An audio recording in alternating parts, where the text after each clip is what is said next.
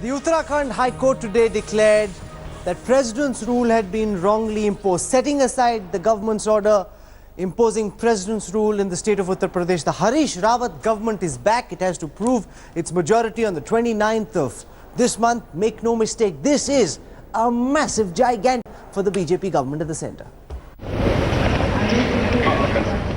It's the biggest loss of face for the Modi Sarkar, with the Uttarakhand High Court scrapping President's rule in the state.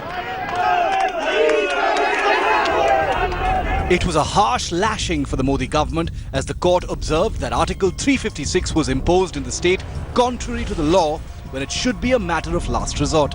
The court added that the 9 dissident Congress MLAs would have to pay the price of committing a constitutional sin of defecting by being disqualified. What's interesting is that the centre brought trouble for itself in the court. When the judge asked the ASG whether he is willing to give an assurance that for 1 week the President rule will not be revoked before the judgment is given, the ASG denied. The judges took a 5-minute break and then they cancelled the President's order. I felt after reading the arguments that our Attorney General and Solicitor General did not present the arguments forcefully. I think that both of them should be either sacked or have been asked to resign.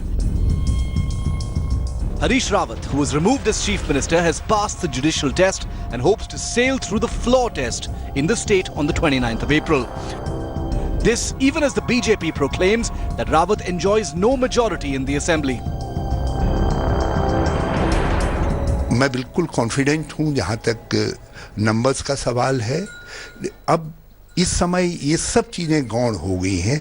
ये एक बड़ी लड़ाई. It's a major dent for the BJP in an election year. Embarrassed by the major setback, the centre is planning to challenge this verdict in the Supreme Court.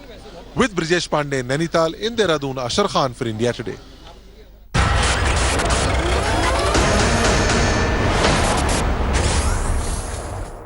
Is the verdict of the Uttarakhand High Court not a massive embarrassment for the Modi government that believed that they'd done the right thing? Now President's rule being set aside by the Nainital High Court. Joining us on the Newsroom Showdown tonight, Nalin Kohli, national spokesperson of the Bharatiya Janata Party. Also with us, Jaiveer Shergill, representing the Congress. Nalin Kohli, to you first. Given the strident position the BJP had taken at the highest levels, justifying President's rule, would you be candid enough to accept and admit that the order from the Uttarakhand High Court has come as a huge embarrassment for the BJP government at the centre? Well, of course, the order has come, and certainly we find that there are things in the order that surprise us. Now, whether there is to be a legal challenge or not, that is an issue that the government will take. Perhaps it's being considered, but the order is not out in terms of, being in our hands. But no order achieves, is final till it achieves finality. I mean, if there is a challenge to it, then that matter continues. But I would say that, I've been involved in that litigation there. I'm surprised by a few facts. That at the end of the day, let's go one by one, and I'll bring 3 points specifically. In the petition of Mr. Harish Rawat in para 16, he clearly says no one asked for a vote on the Appropriation Bill. And Dr. Abhishek Manu Singhvi, while arguing and closing his arguments, specifically accepted that 27 BJP MLAs asked for voting. Now that means the facts were not presented. That's clearly mean that you are going against your own petition. That could have been a ground for dismissal. Shall I take it to another level?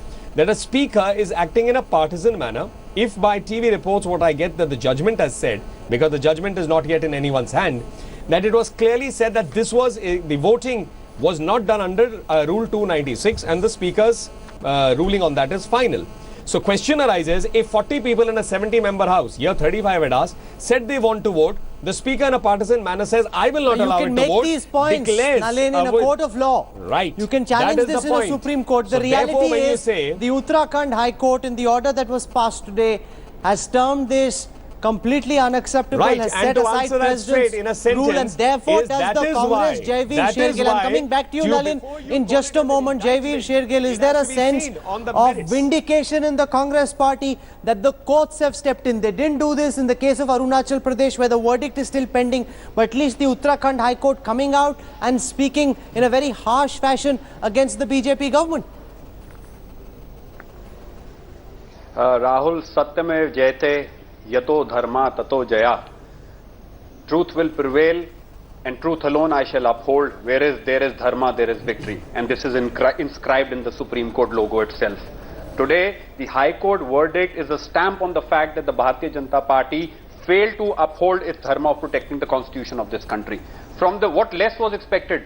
From day one, the Congress party and the people of this nation knew that the Bharatiya Janata Party has crossed the legal Lakshman Rekha as far as imposing the president rule is concerned. I would rather say the Prime Minister of this country and Shri Arun Jaitley must apologize for making this attempt to blatantly murder democracy in broad daylight. You know, this is something curious was happening. Since the Bharatiya Janata Party came into power, president rule had become a casual affair. The last resort in the constitution became the first attempt. So the High Court took cognizance of that fact. And let me remind my friend Shri Nalin Kohli what was the observation today. They said removing democratically elected governments breeds cynicism within the citizens of this country. These were the wordings. And look, why shouldn't the High Court act? Three unique things happened for the first time in the history of this country. An order is passed overturning the speaker's decision of the floor test. You asked, your channel is showing what will happen on the 29th. BJP was always allergic to a floor test because they knew they cannot come to power through democratically elected way. Second, Shri Arun Jaitley bypasses the governor of a state under Article 356. Governor never recommends failure of state machinery. Till date, the governor report is not made public, but he blogs about it. President rule is about. I think the Bharatiya Janata Party should take a clue and start there a abiding to the lesson in this, constitution of Nalin Kohli, for the and start BJP? following the principle of You did this in cooperative Arunachal federalism. Pradesh. I had Kailash Vijayvargiya telling me, just hear my question, that more Congress governments will fall, more MLAs are in touch with us. He told me on record what happened in Uttarakhand and Arunachal will happen elsewhere too. Is the verdict of the Uttarakhand High Court a lesson for the BJP? So first I'll answer to what my colleague at the bar, Mr. Shergill, said. And I certainly hope that Mr. Shergill is a man who sticks to his words, and the principles that he espouses are the ones he will follow. So for an apology that he asked, I presume he's extending it to Pandit Nehru, Indira Gandhi, Rajiv Gandhi and every Congress Prime Minister who, out of the 125 times that 356 was imposed, 100 times the Congress party had imposed it. And in the Ebammai case and in the Rameshwar Prasad case, each one castigating remarks were made for it being imposed by Congress governments, including Dr. Manmohan Singh's. So I think you are setting standards, and we could begin with that apology series that you are calling for by all the posthumous apologies and thereafter. No. That doesn't hold, because there was a period in India's history, whether it is Indira Gandhi's time or Rajiv Gandhi's time, when imposition of president's rule was a common occurrence. Over the last few years, that had ceased to be the case. In the last few years, that had ceased to be the case. You brought president's rule back into fashion. That goes against the BJP for doing so. We stick to what we have said. On the 18th, a constitutional crisis was brought in Uttarakhand, where an appropriation bill which had failed has been shown as passed. If the court has made observations, I would also like to say this as an advocate. Some of those observations I wonder whether they should be made, like against the President of India. Article 361 is very specific. The President is not answerable to any court of law. And the President is the highest authority of this land. There has to be institutional respect. And court decisions are there from the 1950s that say observations should not speak by the judges, judgments should speak. So therefore, it's critical to not look at only observations and celebrate. I think the larger institutional mechanism and the fact that there was a constitutional crisis, the state government, where it was brought in by them, a sitting chief minister on television purchasing and relief being granted to him, these are very, very serious questions. They are not to be trivialized just by observations alone. But that is indeed, Jaivir Shergill, something the Congress needs to respond to, because there haven't been too many instances when a chief minister has been stung on camera, negotiating, asking for money. There's been talk about these things happening, but it hasn't ever been shown on camera. A chief minister caught by a former colleague of his asking for money to bring him back on board. Harish Rawat has that going against him. Rahul, before I answer you specifically, just one small comment. Without confusing the viewers of your show between a legal words of mine and Mr. Kohli, one thing is there. Today, High Court verdict is a victory of people's power over BJP's money and muscle power, democracy over dictatorship. That fact is true. Number two, now come to the sting operation.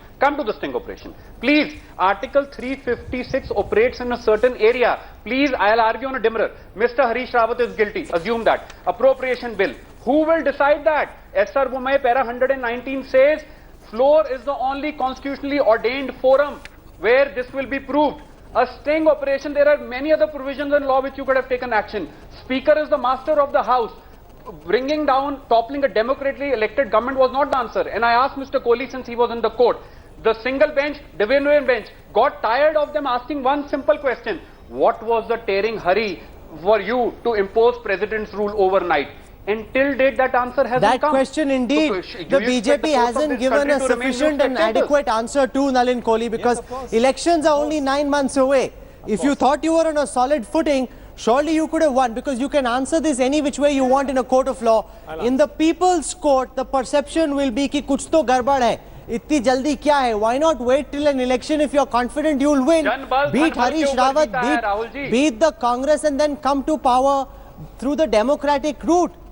I thank Mr. Shergill for a classic self-goal by talking about money power when Today he was you're Chief thanking Minister. me enough. Let me finish, Jayveer. But the fact of the matter is that you're talking of money power and your own Chief Minister is negotiating crores of rupees for support.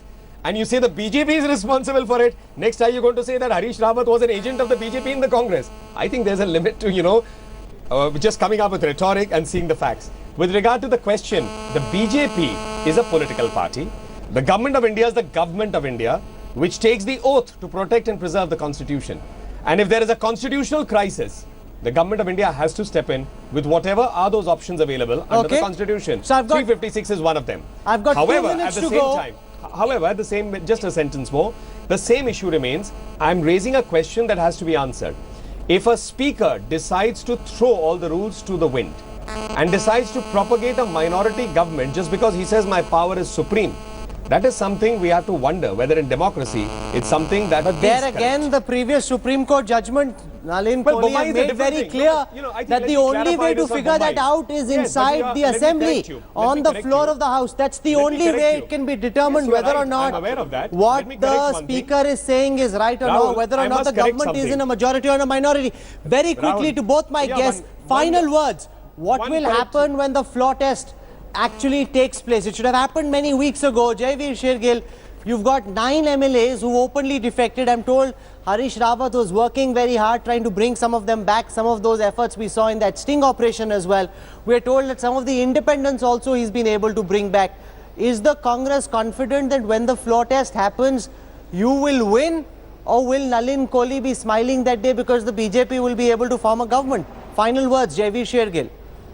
Well, BJP always knew they cannot form the government. That's why they formed the president's rule. They were allergic to floor tests. Congress will form the government with flying colors, and we were never averse to this floor test. And we thank the High Court of this country, High Court of Uttarakhand, who has given us this opportunity, and we will uphold the mandate of the people. Nalin Kohli, what will happen if Harish Rawat goes out, as the BJP was fearing, and actually proves his majority on the floor of the house? Where will that then leave the BJP? Or will we now see in the next few days a lot of backdoor maneuvering to try and wean some of these Congress MLAs away, win some of the independents back, and once again the whole business of purchasing MLAs coming into play?